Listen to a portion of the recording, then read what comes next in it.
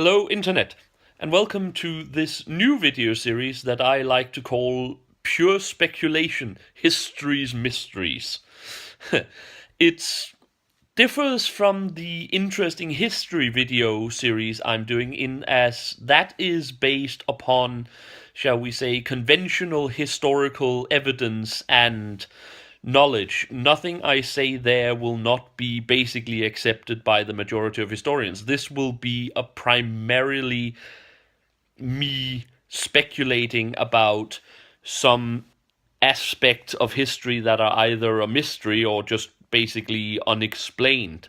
So just be aware that this is just me. This is just me talking. This is just me throwing out my theories, and I'm pretty sure a lot of historians would disagree with me on at least some of these issues. But for now, enjoy me speculating about the Cimbrian Wars. The Cimbrian Wars was a period during the last years of the 2nd century BC where the northern European tribes, mostly from the Jutland Peninsula, the Cumbrians and the Teutons, while allying with other tribes like the Ambrones and several others from Germany and Central Europe, proceeded to take what was, well, basically a 15-year walkabout in Europe. They went out from their native lands, no one knows exactly why, though climate change has been generally assumed, and proceeded to, well, walk around Europe, destroying Roman armies and crushing local opposition. Is particularly the mystery is that why they'd never really entered Italy in the early years. Meeting the Romans the first time, they utterly annihilated the consular armies and let Italy bear for invasion, but instead they decided to continue to move about in Spain and modern-day France.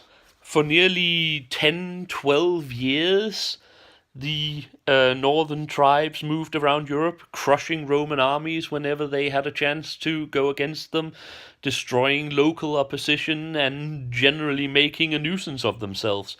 The fact that they never really entered Italy until the end of the wars gave the Romans time to completely restructure their military and allow their great general Gaius Marius to create very large new armies, and in several battles at the very end of the century crush both the Cimbrians and the Teutons and whatever allies they had.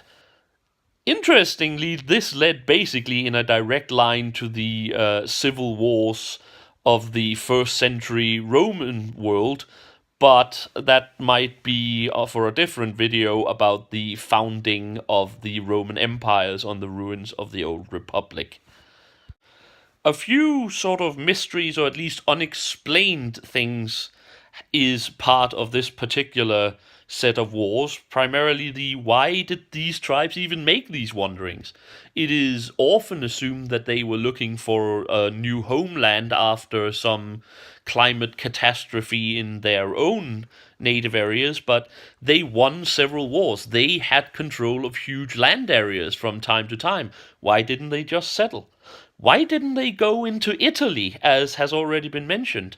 The original theory was that they were simply afraid of the Roman might, but why would they do that? They crushed every single Roman army that came against them for many, many years. Another theory was that they were moving completely at random because they were simply following their wise women and seers in all major and probably minor decisions, just moving where sacrificial omens took them. But while that is probably at least somewhat true, it's hardly a reason for them to then not settle down during some of their more victorious periods. Eventually, some seer or some ambitious chieftain would have realized that the omens would have said, settle here, you have a fine new country and you can use it. It was, after all, a full migration, including all their women and children. So, with these things in mind, I will go to my speculation as to why these things were taking place. First of all, who were these tribes? Well, they seem to have been the sort of descendants of people who used to live around the northern parts of the Black Sea and the Crimea, and who had emigrated up to the northern parts of Europe during the last millennia BC, there mixing with the tribes already occurring. However, since they had mixed with those kind of tribes, we need to go back for my theory to work. Basically, we need to go back to the Bronze Age, nearly 15, perhaps even 2,000 years prior to the Cimbrian Wars. Now, several places in the north are found bog people, corpses well maintained in the swampy conditions under which they were buried. Many of these, however, are buried far away from where they were either likely born or lived. Some of the most famous one in Denmark seem to have originated in the Black Forest area of Germany and even moved back and forth a bit. Also, trade goods, jewelry, weapons as such seem to have moved quite a bit around during that particular time of the Bronze Age.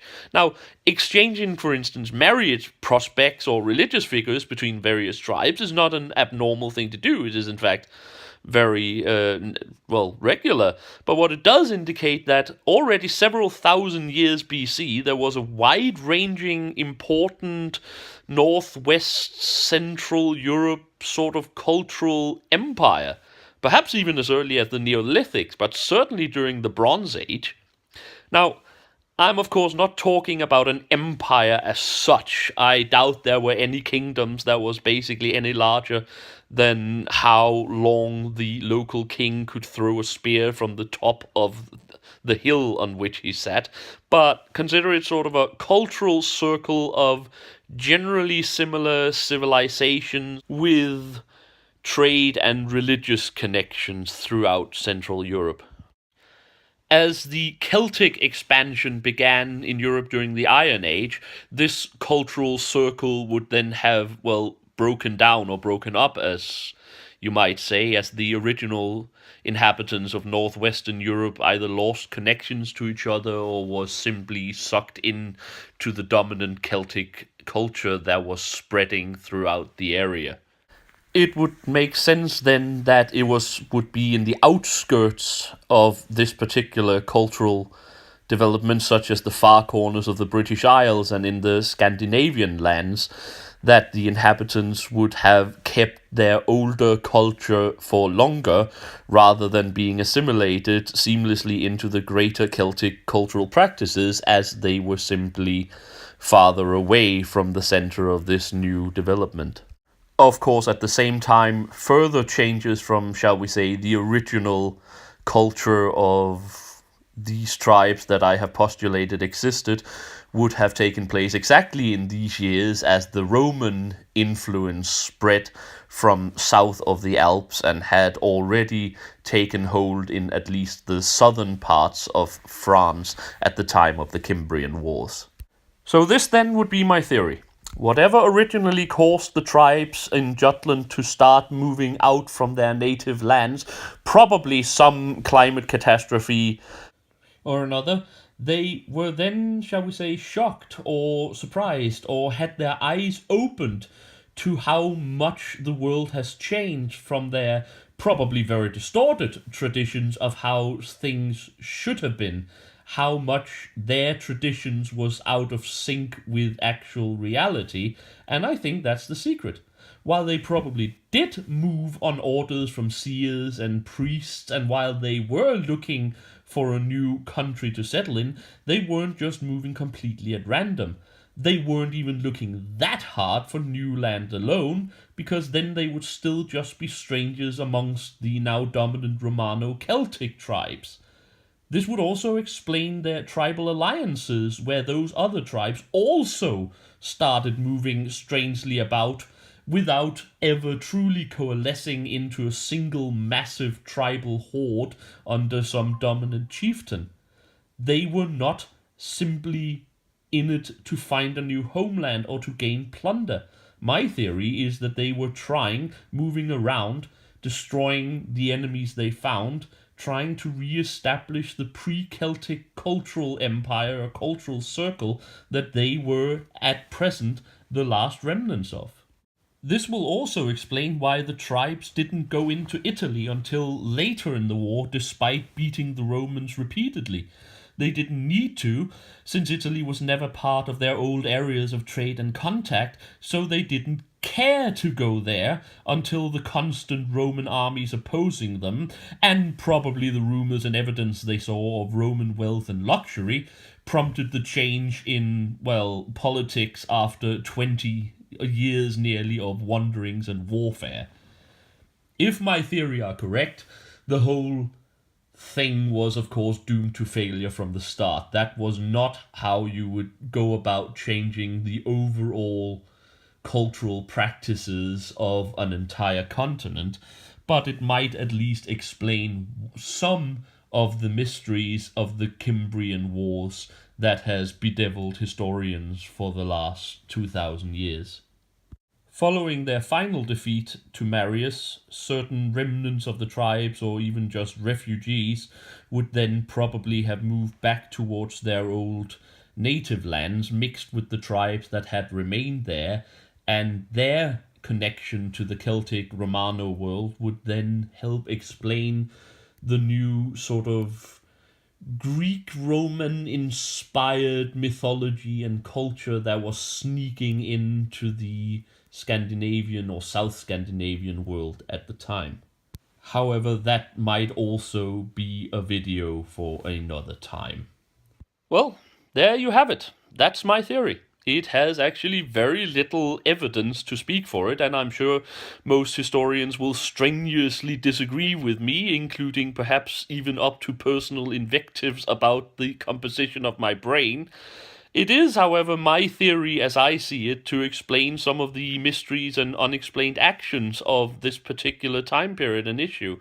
I will return to several other such theories and issues in this particular video series, so if you find that interesting, you can request or just ask me to deal with certain one of them, and if I have any knowledge about it, I will oblige.